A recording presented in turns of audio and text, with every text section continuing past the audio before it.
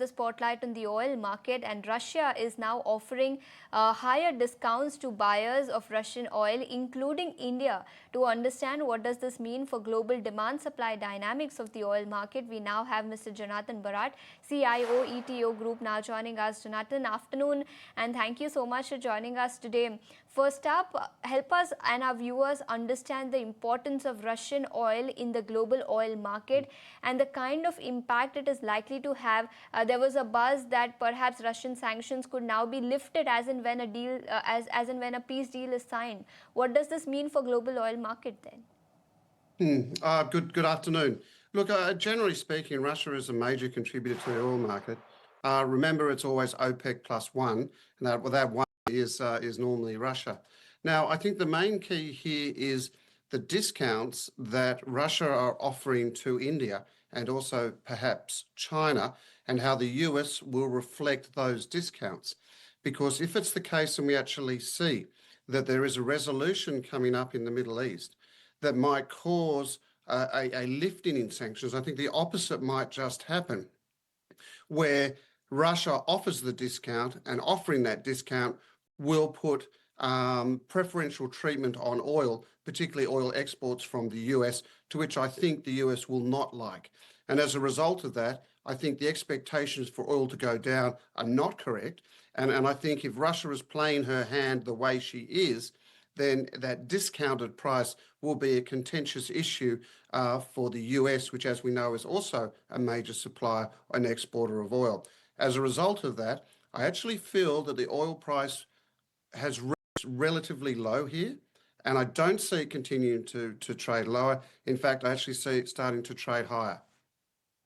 Okay, and since OPEC plus supply also continues to remain a concern, and there is an expectation that perhaps supply glut is likely to weigh heavy on the global oil market, how do you view this factor, and what kind of impact will this then have on global oil prices for the rest of this calendar year and for 2026 as well?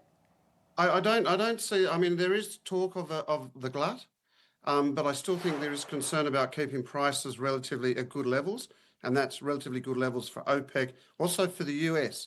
Remember, the US is a major provider, so they don't want to see the price too low as well, because they're a major exporter. So I do get this sense that that glut, to what everyone is actually thinking, is not as bad as we've seen it before. I think it is less. And all we really need to do is see a few more macro concerns, a few geopolitical concerns and weather concerns, and this market will turn around. So I get a sense that we have major support at about 6,200 and obviously 6,125. But I do get a sense that if we take out 6,350 on the top side, then we go back up to 66 and even higher from there. So I'm slightly different to how the general market is. I like to be that way, but I can just get a sense that prices have been stable for such a long time, and I would like to see and probably expect them to push up. So if I was in India at the moment, I think I'd probably take on some hedge.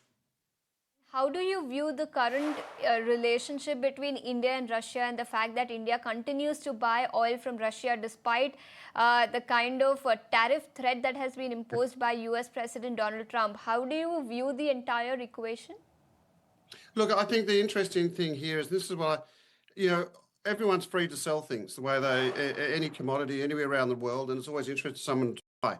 I think if there's an agreement there and it's cheaper, and as India is an importing country, that they need these lower input prices. And if Russia's prepared to discount that market to get sales, well, I don't have a major problem with that at all. I think the US have a major problem with that, purely because they're not getting the sales. And as we have seen before, Donald Trump has actually come out, because of the tariffs, because of everything, it hasn't been favourable, the relationship between India and US when it comes to the oil market. That's why I think things are going to be slightly messy, until we get some resolution, basically, of the Ukraine situation and also the discounted oil, which I know Donald Trump does not like. All right, and if India were to, probably completely stop buying oil from Russia, what does this then imply, and what impact will that have on global supply dynamics? What it'll mean is that India will then go to the general market and have to pay the price for it, not the discounted price. So that'll then force prices, in my mind, back higher as well. It's always good to get a favourable cheap price, no problems there at all. But if you're forced to pay what the market is, then you'll probably be chasing, because if there is something that occurs that stops India from buying, then they'll be chasing the market. So they'll be price takers. And as a result of that, that will force the hand also on oil prices to go up. Understood. So that's your view when it comes to the oil market. Jonathan, thank you so much for taking your time out and joining us here on ET Now and helping us understand what the outlook is for the oil market going forward. But shifting focus to our next segment, did you know? And today we put the spotlight on the oldest forms of exchange in the world. And did you know commodity markets are among the oldest forms of exchange in human history? And the concept of futures trading, it didn't begin in modern financial hubs, but in 17th century Japan. Back then, feudal landlords and samurais would store their surplus rice in city warehouses. And instead of physically transporting the grain, they issued rice tickets that were promises to deliver rice at a future date and fixed price.